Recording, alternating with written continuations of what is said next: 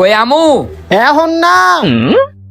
কই যে পলামু, দরজার পিছনে পলাই, দরজার এই সাইডে পলাই। না না, এই জায়গায় দরজা খুললে দেখা লাগবো। খাটের নিচে পলাই। না না, খাটের নিচে কষ্ট হয়ে যাবো।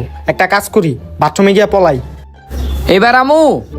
আরে না, এখন না, পলাইলে ওই।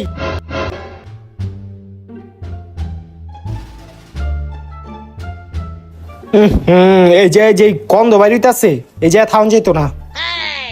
তাইলে এখন কই পলামু? কিরে এবার আমুনি? আরে এখন না, পলাই লই। কই যে পলাই। হ, এই যে পলান যায়।